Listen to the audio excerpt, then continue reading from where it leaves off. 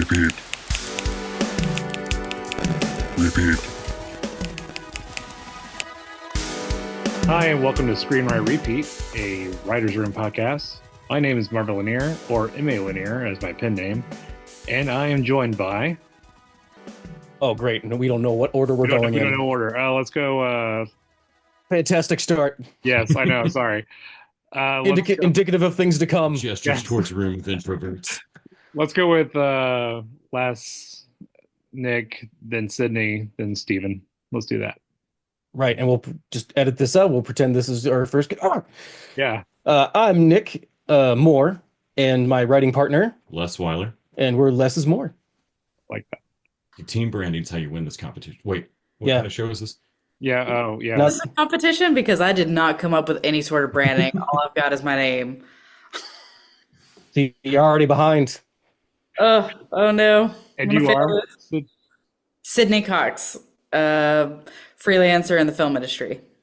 Yes, I am Stephen Wakeman. I'm just a regular dude who has no connections to the industry, just writing in a little closet, trying to survive. Well, you have some connections now, so... Yeah. Well, thanks Yeah, for... we'll get you that bigger closet. Mm-hmm. There you go. Yes. God is my You're witness. ready to walk in. We can do it. It can be done. Well, thank you guys for all being here today. I really appreciate it. This has been a kind of Thanks a for having us on. fast-paced fever dream, but I appreciate you all joining in. Absolutely. So, Screen.Write.Repeat is a 3-act podcast devoted to replicating an authentic writer's room experience. We select a show, a season, an episode, stopping point, and we discuss that show. We watch it, we regroup for Act 2, where we break the very next episode, and then we go off and write that episode while adhering to the voice of the show and then showrunner. The last act is a table read with the best written episode. This is Act 1, where we will come together and have a general discussion, and in later weeks discuss what we as a group have learned about our experience from the other acts. Most importantly, this episode is where we pick our next show and episode to break. The overall goal is to spark creativity, build a resume of spec scripts, and to educate ourselves and you, the listener, who we invite to join us. All that being said, let's get into the episode. Why don't you start us off, Nick, with what you're hoping to learn and what your hopes are with this podcast? Well, I've already learned something, so we're like ahead of schedule because I didn't know you could break down episodes into act structures, but like, okay, so we have 3 acts even in our podcasting form. That's brilliant. Marvin, I'm already ahead of the game on learning things. Well, I came on because I am genuinely curious about collaborative writing. I think even more so now with the oddly enough, the uptick in RPGs and RPG games. I think the general audience is even more inundated with the collaborative storytelling technique than they once were. And I think a writer's room is not unlike if they're interested in watching people play D&D, I feel like watching a writer's room is not out of the question of like, hey, how does like 5 people come up with a story? Because, there's people in the industry that do that every week, sometimes multiple times a week. Exactly. If we're doing soap operas. So yeah, I already know a little bit by working with my partner Les, but it's not the same since we're basically the same person. He's from the future. He's from 10 years from now. Guys, things don't get better. He's informed me that it's like, look how I end up looking. Seriously. That's hard living for you on the audio end of this. Look how I sound like. I smoke like 3 packs a day from then on. God damn it. Les, what are you doing here other than being my doppelganger from time? I am also I like the idea of getting a writers group together. I'm sure Stephen had said you probably heard the same advice that all of us here perennially as writers. Like, well, you should get a writers group together. Well, you should be, bouncing your scripts off other people. Like, we got a script done. Now you should get everybody to read it. Like, who is everybody? Like, getting to people to read scripts is so hard, and give good notes back is so hard. And so I like the idea of being able to get this kind of room experience. Even though I guess actually since pandemic, more and more rooms are Zoom, uh, but getting this kind of writer's room experience of breaking stuff together, going off. I like the idea of writing different scripts and then all of us coming back together and seeing the differences that happen, even though we all started with the same scaffolding. And I think that'll be really interesting. So you would call these more writer zooms then? Yes, yes. Yes. Not a bad alternate name for Critical right. critical right. That is funny. It's funny. How about you, Sid? So I've collaborated a couple of times in the past. I've had some writing partners on some narrative horror features, and that was always a fun experience because I find myself just going down the proverbial rabbit trail whenever I'm like get into the zone of my own pieces. Or I just, put it on a shelf and then come back to it 6 months later, write a page and then ignore it for another 6 months. And I just don't have the motivation. So like I'm still trying to get into like having good writing muscles, if that makes sense. And I feel like this is really going to help me step out of my comfort zone, work in a collaborative atmosphere, and try to get inside the voice of another writer is even more challenging because I'm still trying to figure out my own voice, whatever the hell that means.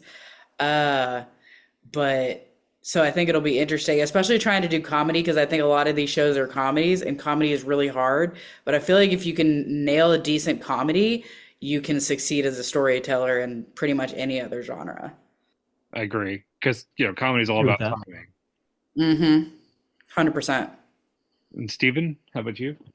Yeah, I thought this was a D&D podcast. No, this Yes, isn't I a know. D&D podcast. No, I really do want to like do more collaborative writing. I've always been by myself with my ideas, aside from the big old internet, which that's not a good place for ideas. And yeah, I think doing this in like this concentrated fashion, I'll be able to, get motivated to produce more work faster. Because I know, especially in the TV world, that's all it's about, cranking out ideas. And yeah, Well, cool. You know what? I'm going to change one of my answers. I would also like to quiet the voices in Steven's head or Stefan's. it would I be good. think that works for everybody. They're scary. I Yeah. to both of y'all's points, the kind of strengthening that writing muscle. Uh, I think like I'm sure we've all been super precious about writing at times and more prolific at times, and then you all hear like these amazing fantasy story, like this rumor of these writers in LA who were just like in the corner of a mop closet with 12 hours to write this episode of Grey's Anatomy and they get it done. How? They're writers. It's got to take a year and a bunch of crying and like mopping their house and getting all the chores done and Right. all that. Like you hear these stories of these, like, no, man, I'm telling you, you can go sit down in a or watching like press write on laptops and like some terrible like shit's everywhere and people are all around and they just like sit down on the carpet and open their laptop and like crank out pages. That's amazing. That's a writing muscle that I think's worth strengthening. And it's possible. I think being in a group will help take that preciousness barrier down a little bit, so we're not all sitting here like George R. R. Martin going, "I don't know, was that sentence perfect? We'll wait a year and see." Exactly.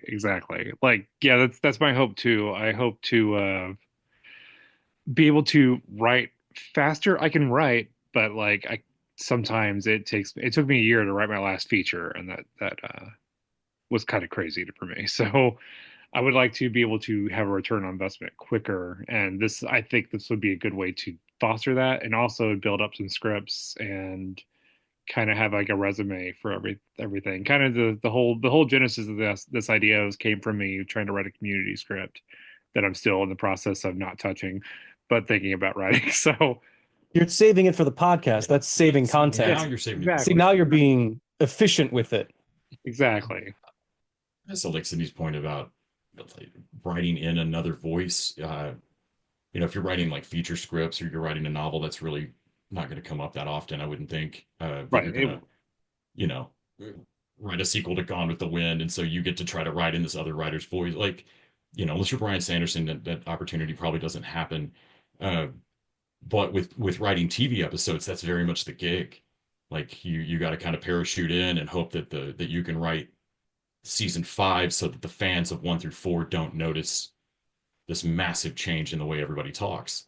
Exactly. And so yeah, I kind of dig the exercise of like what it's going to be like to like watch the group of us get into a voice and then try to stop saying, that's what she said or whatever's good. Like I'm sure any half these sitcoms catchphrases are going to take this podcast over for a minute. Oh, they definitely So will. I'll The just Office fall is into the on pattern, us, so or Letterkenny or any of these that like are going to overtake patter. right, right. Well, to be fair, To be fair, catchphrases are tight. They're super tight. I know what you're doing. I didn't do it. I didn't. I'm sorry. I broke it. I broke it. This is why Well, I'm glad that I'm not in the voice. I was in suspense because I thought like, oh, maybe he doesn't know what I'm doing, but now I know you did and chose not to back me up on it. That's Yeah. definitely better. again, comedy is about time. I hurt you.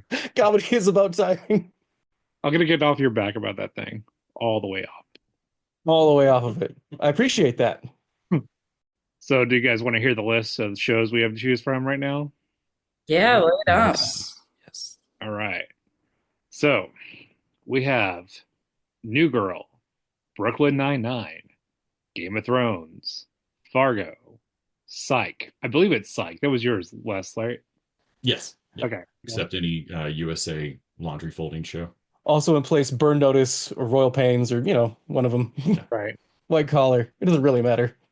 We also have New Girl, Loki, season 3. Like, what would your season 3 premiere be? Night Court, Harley Quinn, The Office, Parks and Rec, High Fidelity, Abbott Elementary, Scrubs, Firefly, Brooklyn Nine-Nine again, but that's okay. Buffy the Vampire Slayer, Reboot, Dexter, Community, Star Trek Lower Decks, Parks and Rec again, that's okay. Mythic Quest, Game of Thrones again, that's also all right. Big Mouth, and that is it. So we have I notice a pattern of either it feels like we're picking really great shows one of us wants to write an episode of because we really like that show, or there's definitely shows on here that are like, well, that got fucked up. Let's try and fix it. Right. We're definitely save that not show. a prestigious 'Cause- HBO television show. Because Game of Thrones is on there twice, and I doubt it's because we want to just rewrite exactly how it happened in season 8. Right. I'm just excited to make Les watch Game of Thrones. I know you are. You motherfucker. I'm excited to see how Ned Stark turns out. That guy. If you don't know, what you guys don't, Les and Nick do a podcast called The TV Dudes, and Les is famous for not watching Game of Thrones. I haven't seen Game. Well, Well, no, that's a lie. I've seen a little bit. Okay, so Yeah. I've seen like the first episode a couple of times, and then I watched the finale weirdly with other people. Oh, you think that's bad? I'm sure Brooklyn Nine-Nine is on his list, and he hadn't watched that until like the last fucking season. Because I was telling him like, hey, that is a fucking amazing show, and now all he does in public is basically pretend like he introduced me to it. I did make a running gag of it on our podcast about like, why won't you guys ever tell me about these things? right. 5 years. Like our other co-host was like, you son of a bitch. I'm trying to get you to watch Brooklyn Nine-Nine. I'm like, I just don't think Andy Samberg's that funny. But you've watched all of it now. Yeah, anyway, it'll be great to work with us. Yeah, Les and Nick, these guys are like idea machines. Like, I swear to God, if you ever listen to the TV Dudes, they're always like fixing shows and they're fixing movies that they've watched. It's amazing. It's Nice. out of hand. I've absolutely like headcanon rewritten the ending of a movie, stood by it, would have bet money on it as the ending, told it to Nick, watched that movie, and Nick's just dead-eyed staring at me in the last act going, hey man, where's the ending you talked about? This is not going where you'd said it. Euro Trip does not end that No, way. it does not end the way I'd said it ended at all. At all. My ending's so much better. Like, what was it last week? I had to tell you that no, Peter Parker in My Friendly Neighborhood Spider-Man, Peter Parker's dad didn't kill or wasn't responsible for his uncle. I just think that's what should happen in season 2. They didn't actually say that. But like, we have both frequently made a convincing enough argument that one of us is later like, oh yeah, that show where such and such happened. That doesn't happen. That doesn't actually happen. That's hilarious. Was there an episode? I'm shocked. I thought either you or I would pick The Rookie, honestly. No, I don't want to put anyone through that. Me and Les basically hate watch The Rookie. Yeah. Is I didn't put Flash on there. I don't even know what The Rookie is. I'm trying to think. What I was my Nathan head. Fillion. Haven't you been wondering where Nathan Fillion's been for the last fucking half a decade? Oh wait. Oh, I thought he was doing. That's what he said on. Yeah. He's a rookie cop, but he's old. Interesting. That's the premise. Can it work? But he's old, guys. Oh man. Like really old. Like, And the standards of being a cop nowadays are just so high. The Rookie's not good. Sounds like that Patricia Hethern, whatever her name was, show where she's like coming back to be a nurse, but she's like super old and stuff, and they're trying to make fun. Yes, somebody's second act or something like that. Yeah. Yeah. Yep. That's the joke that she's old. I'm like, come on, guys, like you could do better. So It's like going back and watching Mr. Mom or something of like, but he's a man. yeah. Well, I mean, back when it was ridiculous that Rodney Dangerfield would go back to get a higher education at an older age. How dare he be a non-trad student? Right. Watching that movie now, just like it feels weird to just shame this man for not having access to an education, but okay. It's Rodney Dangerfield. Trying to fix it later in life. I guess it's Rodney Dangerfield, so that's why we think it's funny. Gotcha. As long as he's joking about not getting respect, it's okay we don't respect him. I'll be honest. I love that Les did the fucking neck pull on audible. Like, are you trying to make it audible? This is not visual. This wheel has just been lazily turning like a threat. Honestly, like it's weird. It should be faster. It's freaking me out. No, it's got a slow threat. It is. Oh, It's churning. It's not turning. It's churning, Oh. and churning's not good. Now that's a game show spin.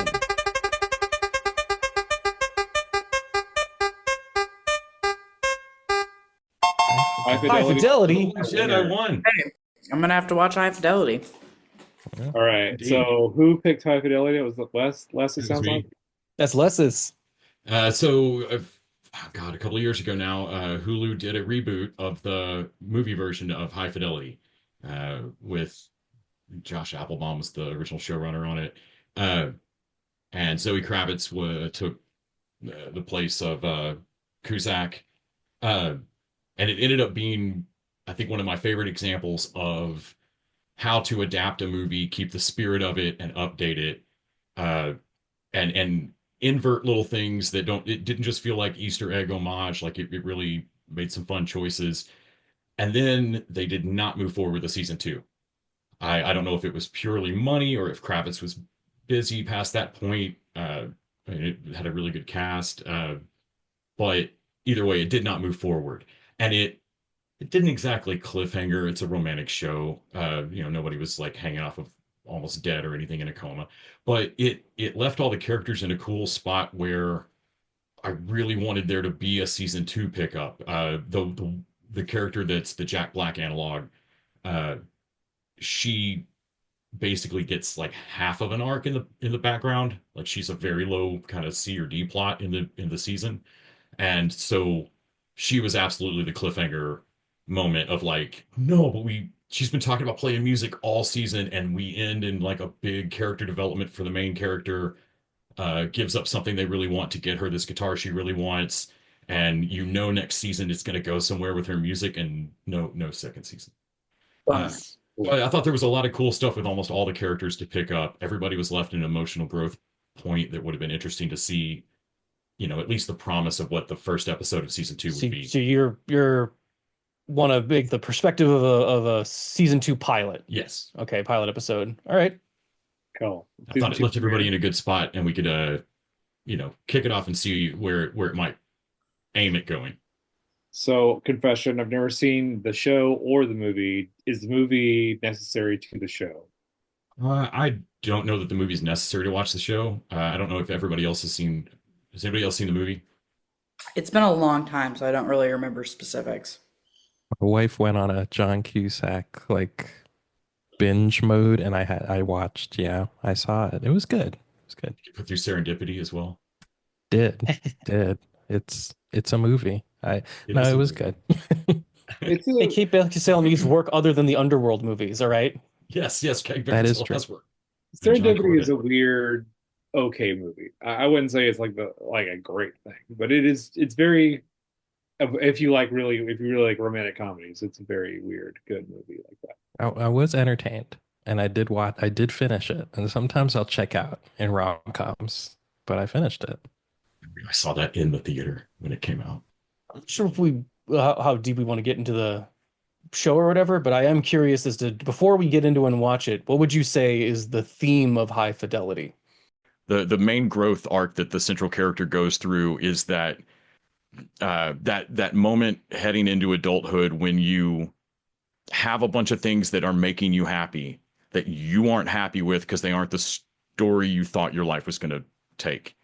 And so you have a guy who like makes like he owns a record store in Chicago, like in the movie and also in the show, owns a record, has a absolutely on paper, unassailably cool job for a grown ass person, Mhm. and is miserable to the point that people with them are like, this really isn't fun. Like, I don't know what to do with you being just unhappy about something I'm kind of envious of. Like the rest of us are commuting to work, you dick.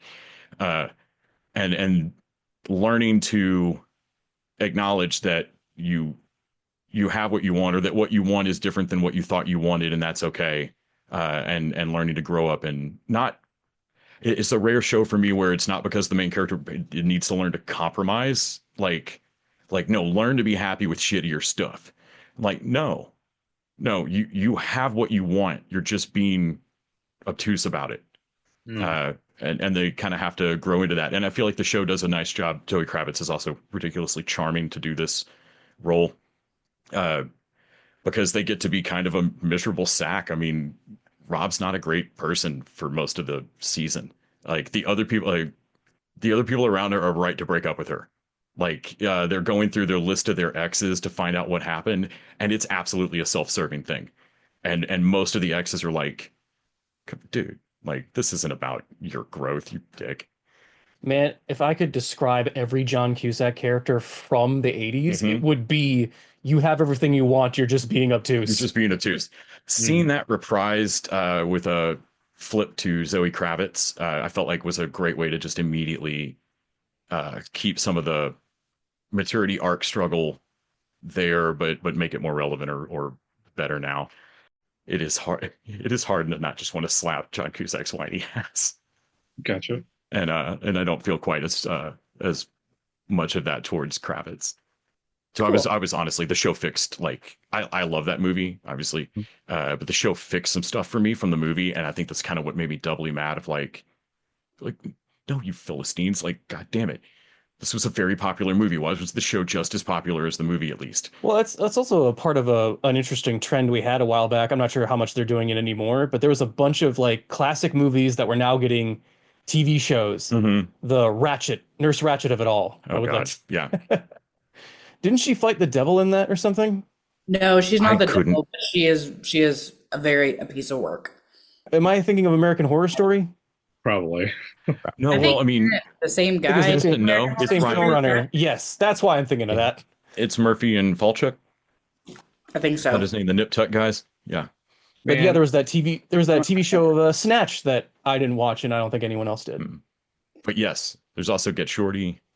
Get Shorty has a TV Did show. it get that's a short? TV show, Yeah, show? Jordy. It's actually pretty good. Oh my God. Chris O'Dowd. Man, to my exact point, I had no idea that existed. Yeah, I had no idea either. I knew there was a movie, and I have seen it once, so I do, but I don't remember it. So that's crazy. Ryan Murphy, he fell off for me for a long time, so I don't know. I haven't watched any of his after American Horror Story. The first season, I was like, I'm out. I'm sorry, bud. But no, Oh, not an American did- Horror Story fan? You no, didn't it get to was the so- second season? You didn't get to Anne Frank and Aliens? Oh, It was Dude, so that was and the totally Asylum wild. season. That Second season happened. was the best, in my opinion, out of all those. It was just so tonally inconsistent for me. I just couldn't get into it. I was like, Is American Horror Story on anyone's list? It should be on mine. I feel like that's a great man. You could do whatever. Man, because the tonal That's inconsistency, true. I think, is the feature. That's not a bug. Like it That's, doesn't they're matter. leaning into right? that. Like by the time Swearingen shows up as Santa Claus and there's aliens and shit, it's even like Ian McShane is Santa Claus in Yes. season 2. Yeah. And I mean, that's not even Wild. the Gaga It's worth a seasons. watch just to see. I think the writers just got drunk and were like, all right, what else can we throw at the board? How can we fit it into the next episode? Okay, let's do it. Like that's that like how else did they write those episodes? No, it's the Key and Peele Gremlins 2. Everyone gets a gremlin. Yeah, everybody gets a gremlin. Like, yeah. Okay, all right. So maybe we could do that when we'll do like a really drunk episode. We just have everybody on because like the main goal is to have like rotating people on. So like up to 12 people, so we can rotate in and out so nobody gets burned out with us. So maybe that's Sure. what we do. We just do an American Horror Story. We do 2 episodes. Everybody just gets drunk, throws shit out. That's like our Christmas episode. Yeah. We were Nick and I were talking about like do the guys at Marvel keep a list of plot inconsistencies, things that people on Reddit notice, stuff that drives fans nuts, like does Kevin Feige just have like a whiteboard with a bunch of these written on there, and then like every time a new movie comes up and like, okay, so you're fixing 1, 3, and 6 with your movie, because they just seem to retcon their way out of like that wasn't a mistake. No, this guy went back in time and that's what happened there. No, Ben Kingsley wasn't supposed to be the Mandarin. Right. We just fixed He's a it real later. Mandarin for sure. And like does Feige just keep a list of like hang on boys, I got a couple of loopholes for you, and like we could do the same, like just everybody's got to pitch out 1 or 2 things that like that can't possibly go in a Night Court episode. What are you talking about? Like, all right, well, put it on the list. It's going to the American Horror Story episode now. Oh, that's funny. We should do that. We should absolutely start American Horror Story. Like this is not good for this, but it'll be good for American Horror Story. AHS it. Yeah. Yeah. But don't be shocked of our storylines actually showing up on American Horror Story. Not because they listen to us, but because they're just throwing everything. It's a probability machine. Just statistically. Okay. Ooh, surprised, like, given the timing of this, I'm surprised no one put any Marvel shows on any of our lists. I thought That's what I about was saying. I putting had- What If, but I totally spaced on it. And then I was like, well, what There- if you just go read a comic and then just adapt it? So Right. There actually is What one. if- I did went back and I worked on my list and put Loki on there because Loki, that's oh, yeah, right. yeah, There yeah. is one on there. I would love to see what a Loki season 3 would look like. I don't think it's ever going to happen. So I would just Right. love to see wrapped up everything, man. So it's like, what else are you Yeah, gonna well, do? it would be like, it'd probably have the same moniker, but it'd take place in the TVA. What would the TVA be doing? All that shit. Yeah. No, because my first thought was like basically a Family Guy gag of like previously on Loki, and it's Yeah. just him as a tree. Like next time on Loki. Ah! No, they're Kang hunters now, I would say. Like, Yeah. I would start the first episode off like, oh, glad we got rid of all those Kangs. Right. Sure That'd be- is great that we took care of that off screen and we didn't have to show him one time. Could just see Right. Morty walking back in. That's the only way for that to really go. Like something like that has to be there. I don't know. But I think did have an idea for a Daredevil show where he doesn't want to be Daredevil, but at the end he has to be. He doesn't want to wear this. He doesn't want to wear the suit anymore, but by the end he's wearing the suit. 5 Yeah. years later, Surf Dracula's back, but he no longer surfs. Oh man. Let's see. Is there anything else we should know about High Fidelity before we go into it, Les? Since you will be showrunner from back. No, if you've already seen the first movie, you're probably good. I wouldn't necessarily go rewatch it. I think it'll be. Ooh, are we playing by like fantasy rules too? Like it doesn't matter if an actor's dead. Like Oh, absolutely. I don't think like- anybody from this is dead, but Right. yeah, absolutely. We're going to run into that on shows. we're gonna run into like, okay, well, they're not available anymore. Yeah, no, the casting doesn't matter. It's about the characters. Like It's our wish fulfillment Mhm. writing thing. this is also kind of like this idea actually comes from the TV dudes, if believe it or not, a little bit, Does it? because a long time ago when Grant was still on, he and Randy were talking about that Seinfeld episode that got written. Do you guys Mhm. know about this?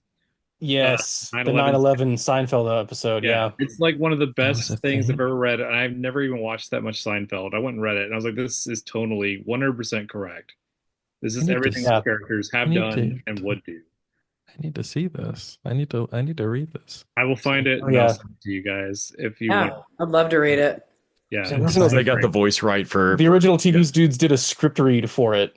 Yes. which is, I'm sure, is the idea where the script reading came from, if I'm remembering now. Yeah. It's great. Kramer trying to get his box cutter back because he lent one to the terrorists. Yes. That kind of shit. That's amazing. And that is like I have watched Seinfeld since, and I'm like, that is 100%. Yeah. Yeah. I think we said everything we are going to say here. Yeah. I'm excited. I'm looking forward to it. I think watching I've never seen High Fidelity, so I'm gonna Oh. actually watch both the movie and the show, just so I have a knowledge of what's going on. Still trying to think of a log off. Like, and remember, listeners, keep at it until it's not only right, it's screen right. That's good. That is good. And then repeat. Screenwrite and then repeat. And repeat. And do it again. Do we like the same screenwrite repeat? Am I crazy? I like it. That was my favorite one. I can't explain why necessarily. Honestly, I just didn't think of it until now, but I'm not 100% against writers Zoom either. Yeah. Yeah, that's good too. Writer's Zoom is actually pretty good. I do like that too. I do like how screenwrite gets the screenwriting aspect in Mhm. there, because like otherwise it might be construed as like a writers club for like authors and stuff for like novels. Hmm. Definitely keeping for intros like welcome to our writers room and or writers Zoom, as I have on the call here. Right. I like that. That's how you do it. All right. Well then Pretty good at this. Old don't hat, have baby. I don't have a sign off in mind, but just for everybody, thanks for joining us. Thanks for listening. Thanks for coming on the pod, guys. I really appreciate it. And I look forward to coming back to the writer's room with all of you in 2 weeks, maybe 2 weeks and a day. We'll see. Looking forward to it. Thank you. Thank you. Okay. Thank you, All right. Marvin. Bye. Bye, Thanks, everybody. guys. Thank you so much. Thank you, all of you. You have been listening to Screen.Write.Repeat, a Writer's Room podcast. Our music is produced by Smoky Eye Beats. You can find their work on freesound.org. Sound effects generously provided by Liz Holm. You can also find their work on freesound.org. Please check the show notes for our full attribution list. We're actively looking for more writers to join our podcast. If interested, please send a 10 to 15 page writing sample to screenwriterepeat@gmail.com. All shows represented on the podcast are written as spec, and none of the writers own or claim to own any rights to the respective shows. Screenwrite Repeat does not hold copyright on any other writers' produced scripts. For more information, please email screenwriterepeat@gmail.com. Thank you for listening, and we'll write you later.